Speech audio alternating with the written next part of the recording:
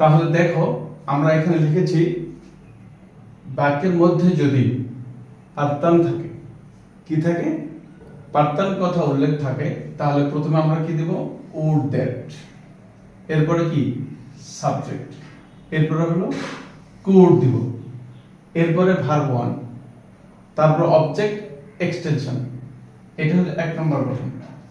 দুই নম্বর হলো প্রথমে ইফ, সাবজেক্ট, কুড, এই দেখছো ভার্ব, তারপর এক্সটেনশন, এরপর এক্সক্লেমেশন চিহ্ন। তাহলে এটার ব্যবহার আমরা কিভাবে শিখব, লক্ষ্য করো, আমি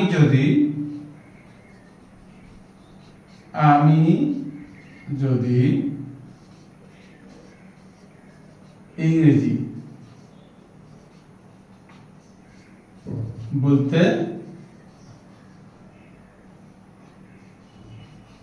পারতাম, এই যে দেখো এখানে পারতাম কথা উল্লেখ আসছে। এই পারতাম কথা উল্লেখ থাকার কারণে আমরা প্রথমে কি দিব, উড দ্যাট। লক্ষ্য করো, উড, এই যে দ্যাট, তারপরে কি সাবজেক্ট, সাবজেক্ট এখানে কি আছে, আমি, আই, এরপর কি দিব, এই যে দেখো কুড, ভালো করে খেয়াল করো, কুড, কুড, এরপর আবার খেয়াল করো ভার্ব, এই দেখো ভার্ব। তাহলে ভার্ব এখানে কি, বলতে পারা, বলতে পারা। তাহলে বলার ইংরেজি হলো স্পিক।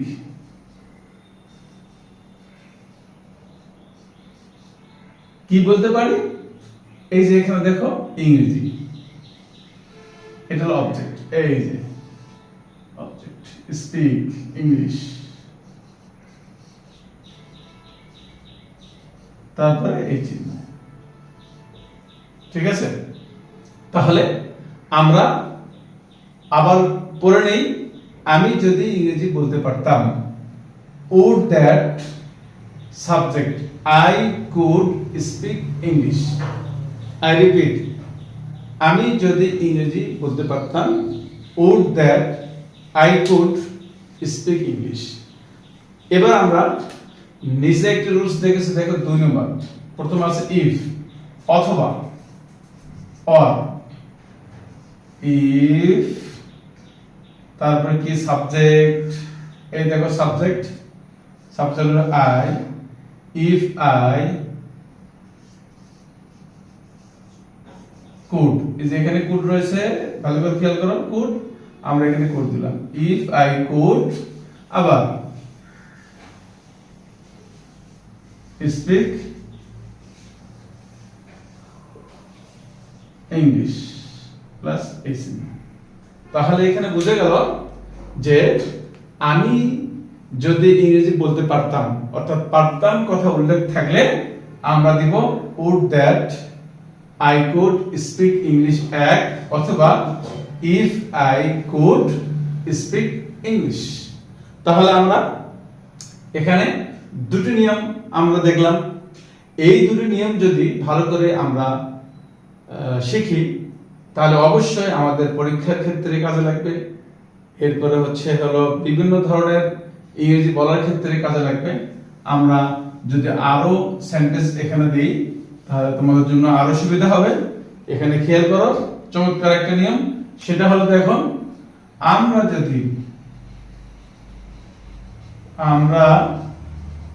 যদি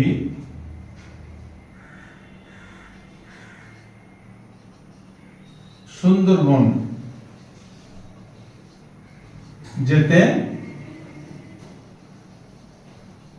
পারতাম, এই যে দেখো, আমরা যদি সুন্দরবন যেতে পারতাম, তাহলে প্রথমে কি দিব, এক নম্বর হচ্ছে would that। দেখো এখানে would that, ভালো করে খেয়াল করো, would that হয়ে গেল, এই যেটা। তারপর সাবজেক্ট কি, ওই, এখান থেকে সাবজেক্ট, ঠিক আছে।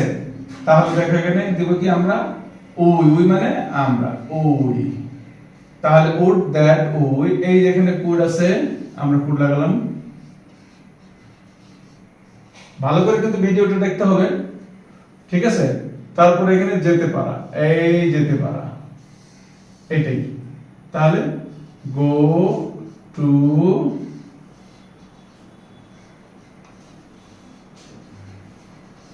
সুন্দরবন,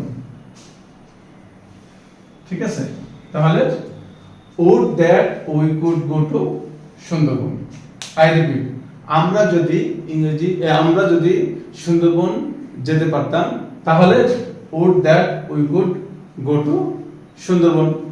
আমরা যদি কক্সবাজার যেতে পারতাম would that we could go to Cox's Bazar.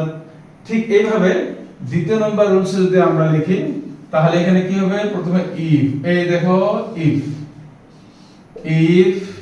Subject we, এই করে কুড আছে, এই দেখো কুড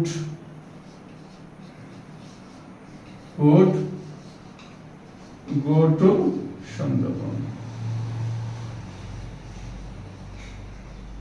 এই জন্য, ঠিক আছে। তাহলে পরিষ্কার, আমরা যদি সুন্দরবন যেতে পারতাম তাহলে would that we could go to Sundarban, অথবা if we could go to Sundarban. অনুরূপভাবে আবার যদি একটা উদাহরণ আমরা এখানে দিতে পারি তাহলে তোমাদের মাঝে একবার চমৎকার বিষয় দাঁড়িয়ে যাবে। দেখো এখানে তারা যদি, খেয়াল করো, তারা যদি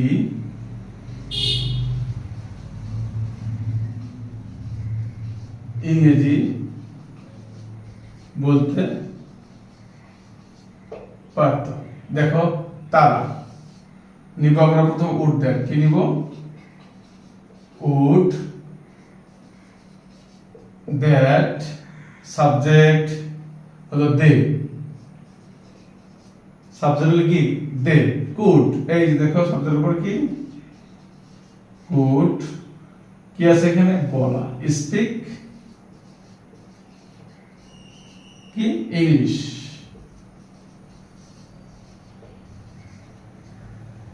এবার চলে গেল, আবার এবারে দেখো এখানে অথবা, অথবাটা হলো ইফ দে, ঠিক আছে। এই যে এখানে দেখো ইফ দিলাম, ইফ সাবজেক্ট হলো দে, ঠিক আছে। তাহলে ইফ দে এরপর আসে could, if they could speak English। তাহলে এখানে দেখো তোমাদের মাঝে একটি বিষয় পরিষ্কার যে বাক্যের মধ্যে যদি পার্থক্য কথা উল্লেখ থাকে তাহলে তোমরা এই দুটি রুলস, একটি হলো would that subject could verb 1 object extension, অথবা if subject could verb 1 object extension, ঠিক আছে। তাহলে আমরা সোজা ভাবে উদাহরণগুলো জেনে নেব। আর তা হলো, আমি যদি ইংরেজি বলতে পারতাম would that I could speak English, অথবা তারা যদি ইংরেজি বলতে পারতো would that they could speak English, অথবা if they could speak English।